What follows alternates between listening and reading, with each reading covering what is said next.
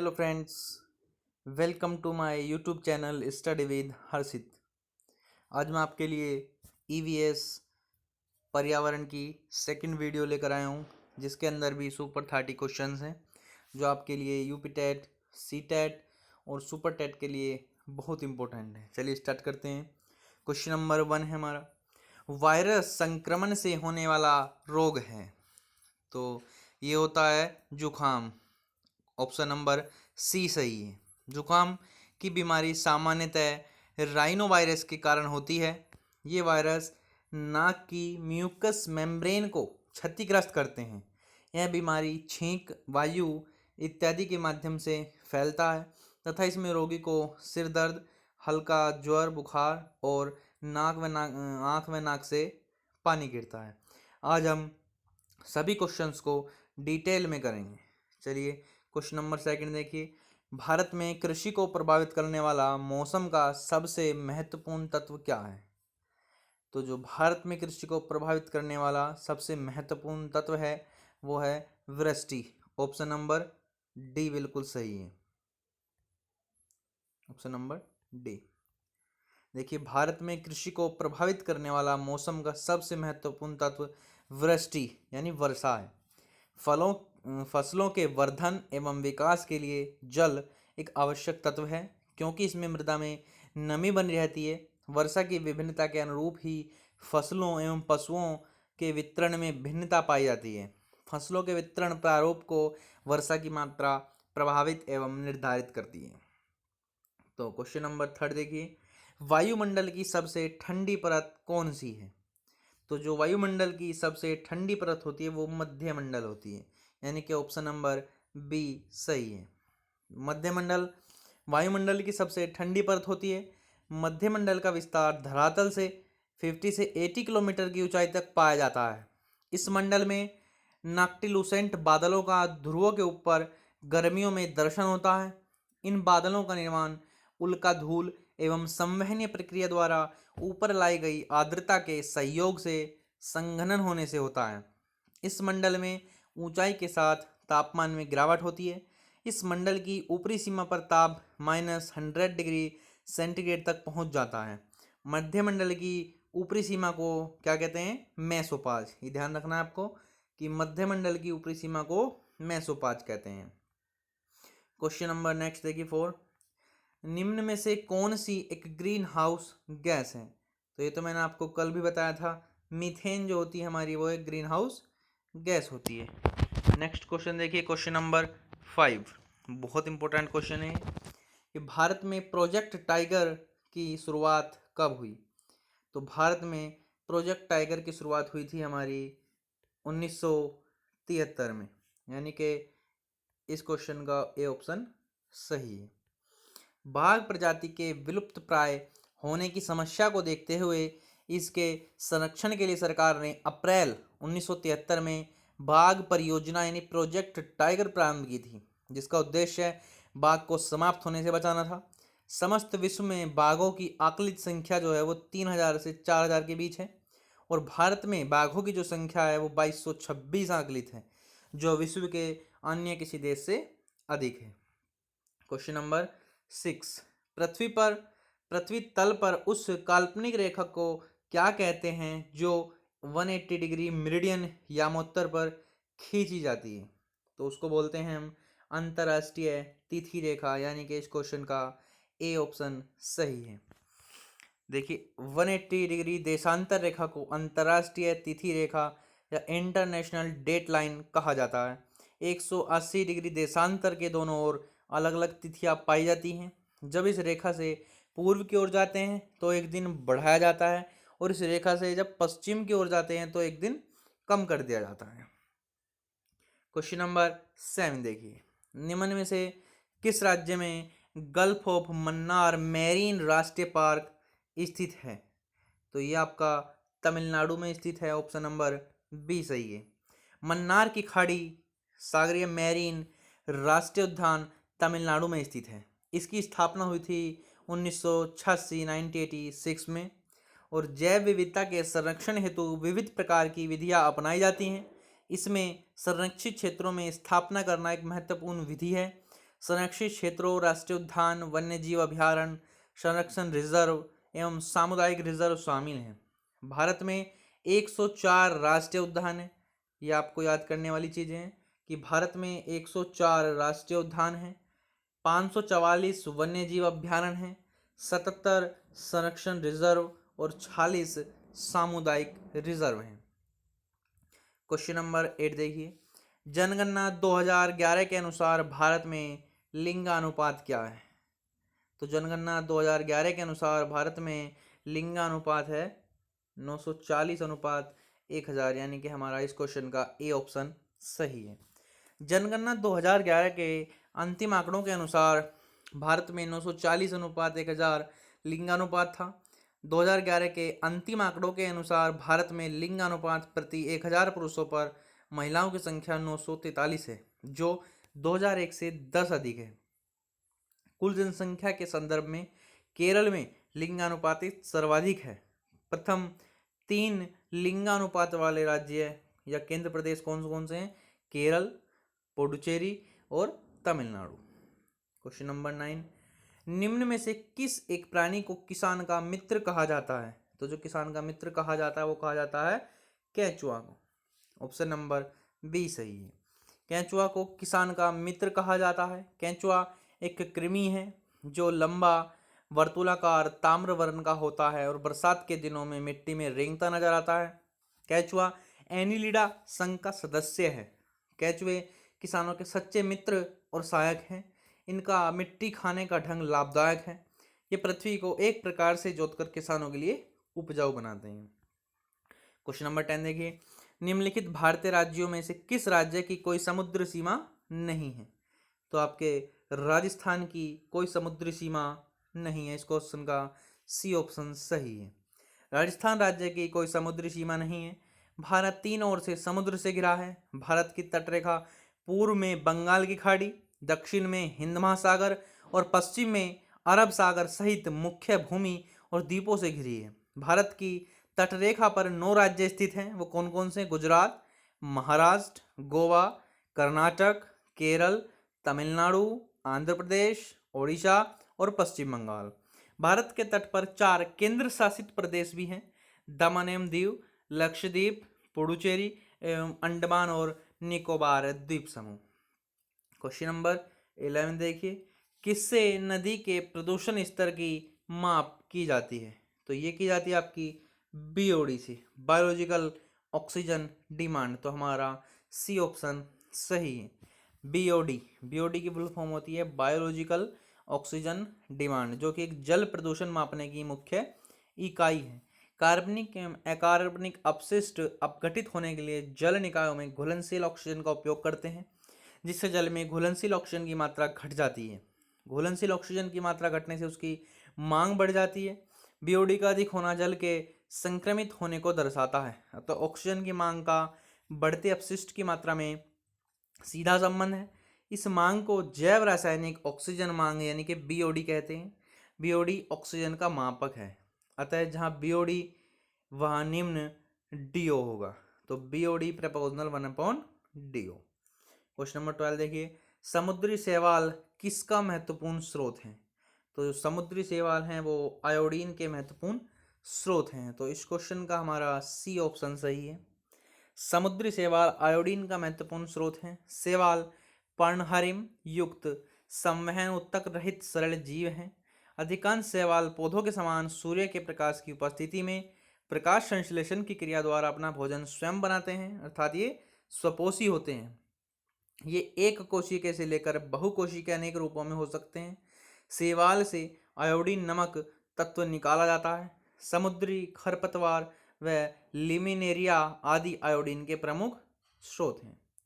Question number 13 देखिए, सेक जिनको बोलते हैं लाइकेन क्या हैं? ये आपके सहजीवी होते हैं। तो इस क्वेश्चन का डी ऑप्शन सही है। लाइकेन थैलोफाइटा प्रकार की वनस्पति है जो कवक तथा शैवाल से मिलकर बनती हैं। इसमें शैवाल और कवक के बीच पारस्परिक सहजीवी संबंध होता है। क्वेश्चन नंबर 14 देखिए, सीएनजी का ईंधन के रूप में किस में इस्तेमाल होता है? तो आपको पता होगा सीएनजी का ईंधन के रूप में वाहनों एवं उद्योगों में इस्तेमाल होता है। इस क्वेश्चन का डी ऑप्शन सही है। सीएनजी यानी कंप्रेस्ड नेचुरल गैस, सीएनजी का ईंधन के रूप में वाहनों एवं उद्योगों में प्रयोग किया जाता है। इसका पूर्ण रूप है कंप्रेस्ड नेचुरल गैस अर्थात संपीड़ित प्राकृतिक गैस। मानक वायुमंडलीय दाब पर प्राकृतिक गैस जितना आयतन घेरती है उसके 1% से भी कम आयतन पर प्राकृतिक गैस को संपीड़ित कर सीएनजी का उत्पादन किया जाता है। क्वेश्चन नंबर 15, पर्यावरण जागरूकता का किसके द्वारा सृजन किया जा सकता है? यानी कि पर्यावरण जागरूकता सबसे ज़्यादा किस प्रकार से बच्चों में सृजन की जा सकती है? तो वो आपकी क्षेत्रीय भ्रमण से हो सकता है। इस क्वेश्चन का बी ऑप्शन सही है। पर्यावरण जागरूकता का क्षेत्रीय भ्रमण के द्वारा सृजन किया जा सकता है। पर्यावरण अध्ययन में शैक्षिक भ्रमण का मूल उद्देश्य छात्रों के लिए प्रत्यक्ष अनुभव में वृद्धि कराना है। पर्यावरण शिक्षा अधिगम की एक प्रक्रिया है जो पर्यावरण व इससे जुड़ी चुनौतियों के संबंध में छात्रों की जानकारी और जागरूकता को बढ़ाती है। क्वेश्चन नंबर 16 देखिए, एलपीजी किसका संक्षिप्त रूप है? तो आपका एलपीजी है लिक्विफाइड पेट्रोलियम गैस, यानी कि सी ऑप्शन इस क्वेश्चन का सही है। यानी कि तरलीकृत पेट्रोलियम गैस एलपीजी हाइड्रोकार्बन गैसों का एक ज्वलनशील मिश्रण है जिसे ईंधन के रूप में प्रयुक्त किया जाता है। एलपीजी गैस मुख्यतः प्रोपेन जिसका फॉर्मूला होता है C3H8 तथा ब्यूटेन C4H10 का मिश्रण है। क्वेश्चन नंबर 17, पृथ्वी पर पहुंचने से पहले ओजोन परत किन किरणों को अवशोषित करती है? तो आपको पता होगा ओजोन परत जो है पराबैंगनी किरणों को अवशोषित करती है। इस क्वेश्चन का सी ऑप्शन सही है। ओजोन परत सूर्य से निकलने वाले विनाशकारी पराबैंगनी किरणों से पृथ्वी पर जीवन की सुरक्षा करती है। यह पृथ्वी के वायुमंडल के समताप मंडल में धरातल से 15 से 35 किलोमीटर की ऊंचाई पर पाई जाती है। ओजोन ऑक्सीजन के 3 परमाणुओं से युक्त एक अणु है, यानी कि इसका केमिकल जो फॉर्मूला होता है वो O3 होता है और इसका रंग नीला होता है। और ये भी ध्यान रखना कि ओजोन परत समताप मंडल में होती है। ये क्वेश्चन बहुत बार पूछा जाता है। क्वेश्चन नंबर 18 देखिए, चमगादड़ स्तनधारी है क्योंकि वह बच्चे देता है। तो इस क्वेश्चन का आपका डी ऑप्शन सही है। चमगादड़ या काइराप्टेरा स्तनधारी वर्ग का एक गण है जिसके अंतर्गत सभी प्रकार के चमगादड़ निहित हैं। इस वर्ग के जंतु अन्य स्त्रियों से बिल्कुल भिन्न प्रतीत होते हैं। ये चिड़ियों की भांति अंडे नहीं देते बल्कि बच्चे देते हैं और बच्चों को दूध भी पिलाते हैं। क्वेश्चन नंबर 19 देखिए, पर्यावरण की परिभाषा क्या है? पर्यावरण, हाँ, यानी कि हमारे चारों तरफ का वातावरण। तो इसकी परिभाषा आपकी एबायोटिक एवं बायोटिक घटक से मिलकर बना होता है, यानी कि ए ऑप्शन सही है। यानी कि पर्यावरण एक अविभाज्य समष्टि है तथा जैविक जिसको बायोटिक कहते हैं और अजैविक एबायोटिक घटक वाले पारस्परिक क्रियाशील तंत्रों से इसकी रचना होती है। स्थल, वायु और जल, प्रकाश आदि पर्यावरण के अजैविक घटक हैं, जबकि पादप, मनुष्य, जंतु, सूक्ष्म जीव आदि इसके जैविक घटक हैं। तो आपको पता चल गया कि पर्यावरण जैविक और अजैविक दो घटकों से मिलकर बना है। क्वेश्चन नंबर 20 देखिए, पर्यावरण को बचाने के लिए चिपको आंदोलन से कौन सा राज्य जुड़ा है? तो इसका आपका ऑप्शन सी सही है, उत्तराखंड में हुआ था ये चिपको आंदोलन। पर्यावरण को बचाने के लिए चिपको आंदोलन से उत्तराखंड राज्य जुड़ा है। 1970 के दशक में देश भर में वनों के विनाश के विरुद्ध हुए संगठित प्रतिरोध को चिपको आंदोलन नाम दिया गया। चिपको आंदोलन के प्रणेता चंडी प्रसाद भट्ट हैं और सुंदरलाल बहुगुणा। इन्होंने इस वर्ष 1964 में दासोली ग्राम स्वराज मंडल की स्थापना की जो आगे चलकर 1973 में चिपको आंदोलन की आधार बनी। सुंदरलाल बहुगुणा ने भी इस आंदोलन में महत्वपूर्ण भूमिका निभाई। क्वेश्चन नंबर 21, जीवों के व्यवहार का अध्ययन किया जाता है। तो ये आपका किया जाता है इथोलॉजी के अंतर्गत। तो आपका इस क्वेश्चन का सी ऑप्शन सही है। इथोलॉजी के अंतर्गत जीवों के व्यवहार का अध्ययन किया जाता है। मुख्य रूप से यूरोप में प्राणीविदों द्वारा विकसित इथोलॉजी मानवों सहित कई अलग अलग प्रजातियों के अवलोकन पर जोर देती है। आधुनिक इथोलॉजी के संस्थापक Karl von Frisch, Konrad Lorenz और निकोलास टिनबर्गन को वर्ष 1973 में उनके इस काम के लिए नोबेल पुरस्कार मिला था। क्वेश्चन नंबर 22 देखिए, बायोडीजल तैयार किया जाता है। ये मैंने आपको क्वेश्चन कल भी कराया था। ये आपका किया जाता है जेट्रोफा से। क्वेश्चन आपका ऑप्शन बी सही है। जेट्रोफा बायोडीजल की फसल है। जेट्रोफा पुष्पीय पादपों की प्रजाति का पौधा है जो सूखे तथा विनाशकारी कीटों के प्रति प्रतिरोधी है। यह ऐसे बीज उत्पन्न करता है जिसमें 27 से 40% तक तेल होता है। जेट्रोफा के तेल के डीजल इंजनों में प्रयोग हेतु बायोडीजल में परिवर्तित कर दिया जाता है। करंज, महुआ, नीम आदि भी जैव ईंधन के रूप में प्रयोग में लाए जा सकते हैं। और मैंने कल आपको बायोडीजल की 2 फसलें और बताई थी, जेट्रोफा, करकास और पनगोबिया, ये भी आपको याद रखना है। क्वेश्चन नंबर 23 देखिए, विश्व ओजोन दिवस कब मनाया जाता है? तो विश्व ओजोन दिवस प्रतिवर्ष 16 सितंबर को मनाया जाता है। तो आपका इस क्वेश्चन का बी ऑप्शन सही है। वर्ष 1994 में संयुक्त राष्ट्र महासभा ने यानी कि यूएन ने प्रतिवर्ष 16 सितंबर को अंतर्राष्ट्रीय ओजोन परत संरक्षण दिवस के रूप में मनाने की घोषणा की थी। उल्लेखनीय है कि वर्ष 1987 में इसी दिन को मॉन्ट्रियल प्रोटोकॉल पर हस्ताक्षर किए गए थे। क्वेश्चन नंबर 24 देखिए, सिल्वीकल्चर संबंधित है। सिल्वीकल्चर आपका क्या है? वन एवं वन्य उत्पाद। तो आपका इस क्वेश्चन का ए ऑप्शन बिल्कुल सही है। सिल्वीकल्चर वन एवं वन्य उत्पाद संबंधित है। वनों को लगाने, उनके विकास, संरचना, स्वास्थ्य एवं गुणवत्ता के नियंत्रण का व्यवहार सिल्वीकल्चर कहलाता है। वनों ने पृथ्वी के कुल भूमि क्षेत्र का लगभग 30% भाग घेर रखा है। विश्व पर्यावरण दिवस 5 जून को, जबकि विश्व वानिकी दिवस 21 मार्च को मनाया जाता है। 25 देखिए, निम्न में से किस जनपद में चंद्रप्रभा वन्य जीव अभ्यारण्य स्थित है? तो ये आपका चंद्रप्रभा जो चंदौली में स्थित है। ऑप्शन नंबर बी सही है। वन्य जीवों के संरक्षण के लिए राज्य सरकार द्वारा सर्वप्रथम वर्ष 1957 में चंदौली चंद्रप्रभा वन्य जीव विहार की स्थापना की गई। यह वन्य जीव अभ्यारण्य 78 वर्ग किलोमीटर क्षेत्रफल में विस्तारित है। 26 देखिए, निम्न में से कौन द्वितीय श्रेणी का उपभोक्ता है? तो आपको पता होगा प्रथम श्रेणी के उपभोक्ता कैसे होते हैं आपके? शाकाहारी।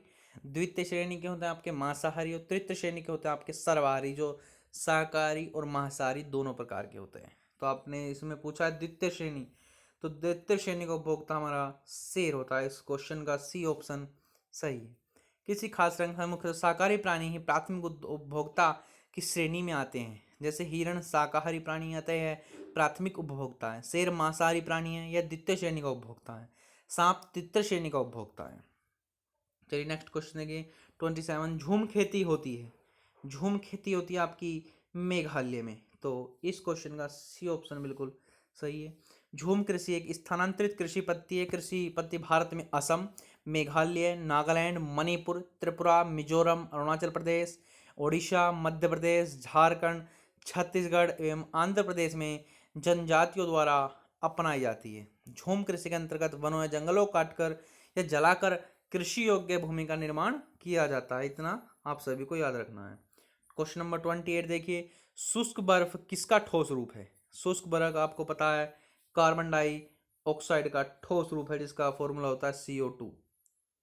क्वेश्चन नंबर 29 देखिए, निम्न में से अंतर्राष्ट्रीय संस्थाओं में कौन सी संस्था वन्य जीव संरक्षण के प्रति समर्पित है? तो ये आपकी UNEP।